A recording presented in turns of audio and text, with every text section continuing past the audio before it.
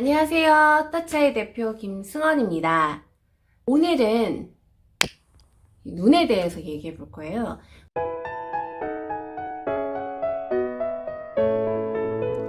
터치아이 TV.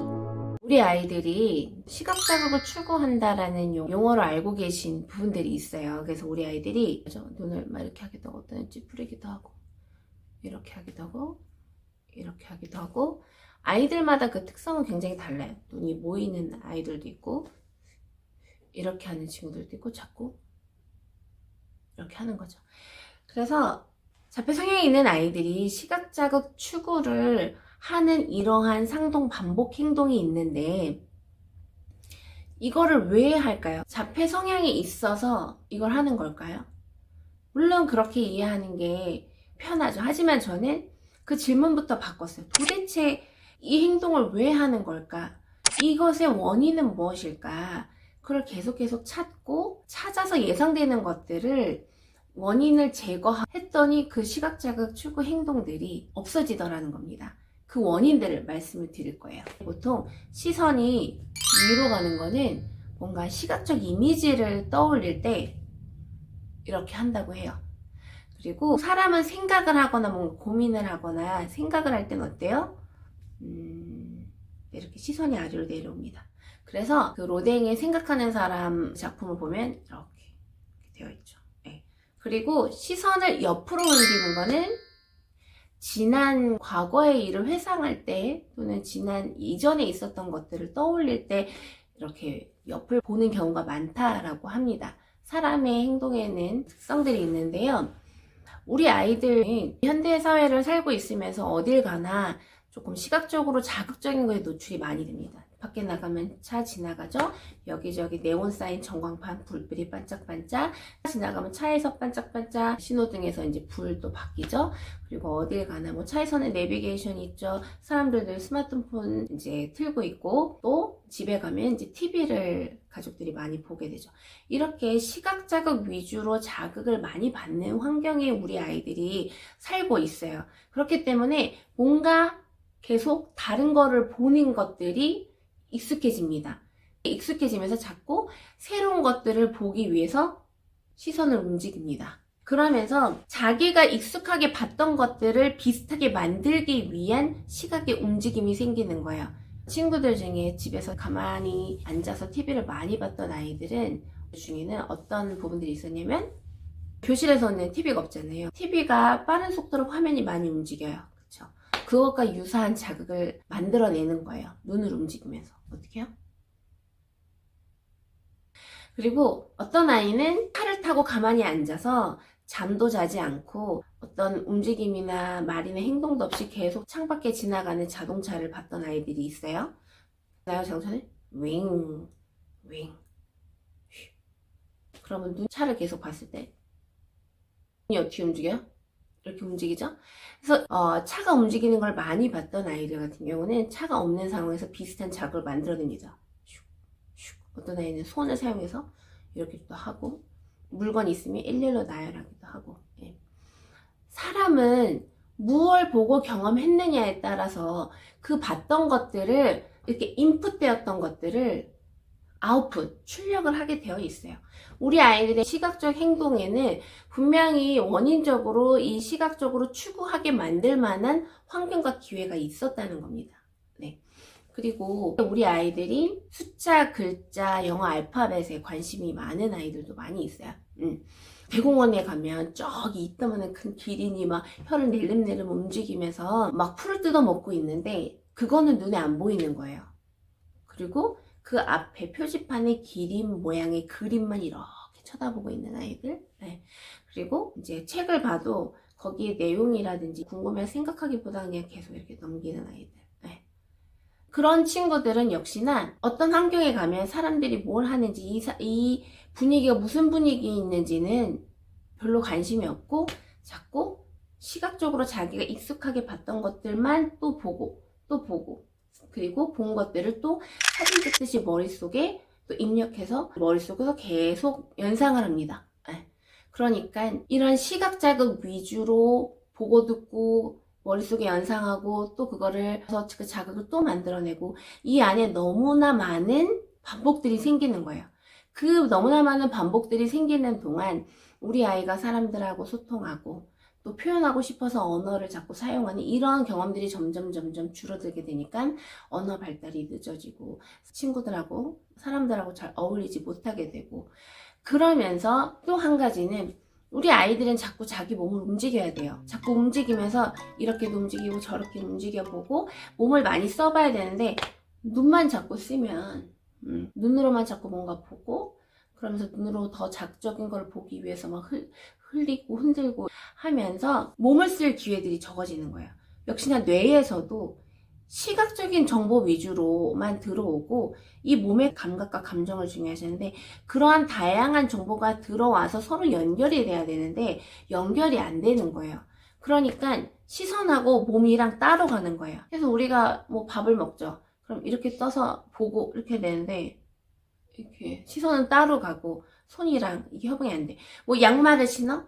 양말을 신으면 자기 발도 보고 양말을 잡고 이렇게 해야 되는데 눈은 따로 가 있어. 그럼 이게 제대로 안 되고 하다가 마는 거죠. 그럼 그냥 엄마 아빠가 해줘 버리고 아이가 스스로 자기 몸을 이해하고 해야 될 것들을 자기가 성취해 나가는 경험들이 또 줄어들게 되는 거예요. 그래서 이 시지각 관련해서 그 시각 추구적인 부분들은 꼭 해결이 돼야 되고요.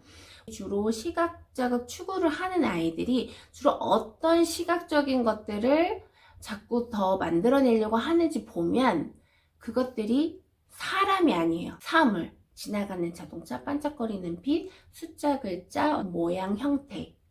그러니까 사람이 아닌 것들을 자꾸 받고 자꾸 또 그거를 연상하고 자꾸 또 비슷하게 만들어내려고 그러니까 자기 자신은 사람인데 사람으로서의 이해가 잘 안 되고 사람처럼 행동하는 게 아니라 자기가 그동안 봤던 사물, 기계, 평면적인 시각 자극과 비슷한 행동을 하고 사람들이 하지 않는 행동을 하고 사람들이 하는 행동은 안 하고 사람들이 하는 이 말은 안 하고 되는 거예요. 보는 게 중요합니다. 무엇을 보느냐 굉장히 중요한데 우리 아이들은 이 시각 자극 추구하는 가운데 사람은 보긴 보지만 사물처럼 역시나 짧게 보고 지나가 버리는 거예요. 그렇게 사물 위주로 봤던 게 이게 익숙해지면요 사람도 사물처럼 봐요. 그래서 보긴 보는데 짧게 보고 그냥 보고 이렇게 생겼구나, 안경 썼구나, 안 썼구나, 옷 색깔이 어떠네 이렇게 보고 지나가니까 눈 맞춤이 짧고 뭔가 눈 맞춤이 약간 좀 멍한 느낌이고 이렇게 되게 무표정으로 보니까 뭔가 소통한다는 느낌이 안 드는 거죠. 그래서 아이가 첫 번째도 보고 듣고 생각하고 해야 될 게 사람인데 두 관점에서 이제 볼게요. 아이 자신이 사람이고 아이와 같이 하는 상대방이 다른 사람이 사람이잖아요. 나도 봐야 돼요. 나면 뭐예요? 내 몸을 봐야 돼요. 우리 신체에서 우리 눈은 상당히 위쪽에 있어요. 그쵸? 근데 대부분의 우리 몸은 어때요? 대부분 눈 아래에 있어요. 그래서 자꾸 아래를 볼 수 있어야 돼요. 근데 우리 아이들 중에 시선이 자꾸 위로만 가는 아이들 내 몸이 어떻게 생겼는지 보고 느끼고 경험할 기회들이 너무 적어지는 거예요. 그러면 이것만 가다가 계단 걸어내니까 금방 넘어지기도 하고 그 다음에 뭐 한쪽 발 들으라고 하면 모방이 잘 안 되고 두 발 뛰기도 잘 안 되고 그래서 눈은 자꾸 자기 몸을 봐야 돼요. 몸을 볼 수 있는 경험들이 필요한 거예요. 자꾸 시선이 아래쪽으로 머물 수 있는 활동을 많이 해야 돼요.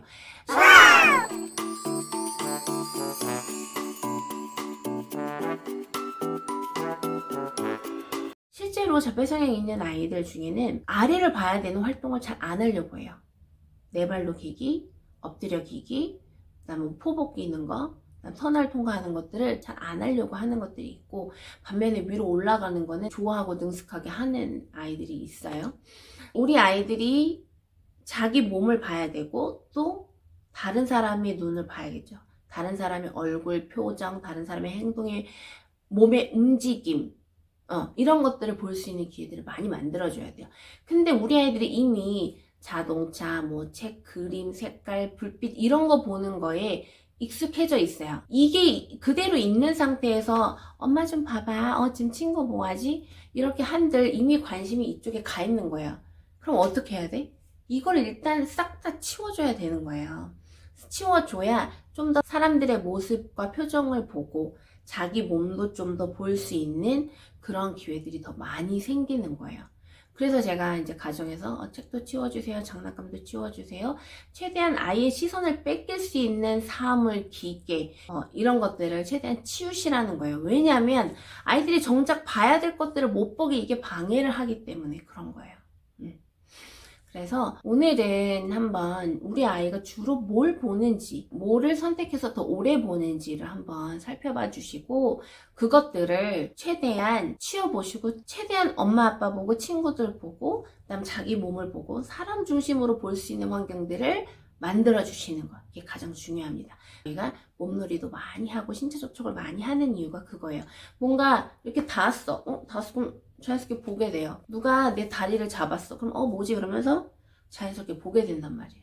이런 환경들이 많아야 아이가 나에 대해서 잘 알게 되고 시선과 신체가 서로 연결, 협응이 되면서 눈으로 보고 물건을 들고, 눈으로 보고 당기고, 눈으로 보고 징검다리를 건너고 하는 신체 협응 능력이 좋아지는 거예요. 아이들이 시각자극 추구를 무조건 이걸 왜 하지, 이걸 하니까 자폐증이다 이렇게 생각하시는 것보다 도대체 원인이 뭐였을까, 우리 아이가 태어나서 뭘 보는 환경이 많았을까를 판단하셔서 그 원인을 빨리 소거해 주시고 아이가 자기의 시선을 자기 몸 중심, 사람 중심으로 시선을 더 돌릴 수 있는 기회를 많이 만들어 주시면 분명히 시선이 잡힐 겁니다. 시선이 잡히면서 집중력이 길어지고요. 시선이 잡히면서 아이가 눈에서 막 레이저도 나오고 눈으로 애교도 부리면서 눈빛이 굉장히 폭넓어질 거예요. 그 구체적인 방법들을 제가 앞으로 더 이제 풍성히 말씀드릴 거고, 저는 정말 자폐 성향이 있는 아이들이 자폐 성향이 하나둘씩 없어지고 눈 맞춤이 안 되던 아이들 눈 맞춤이 되고 불러도 반응 안 하던 아이들이 반응을 하게 되고 이 과정을 어떻게 이끌 수 있는 많은 부분들을 말씀드릴 수가 있어요. 터치아이 TV를 통해서 정말 아낌없이 마구마구 나눠드리는 2020년이 되도록 열심히 할 테니까요. 꼭 좋아요와 구독 부탁드릴게요. 그럼 다음 방송에서 또 뵙겠습니다. 감사합니다.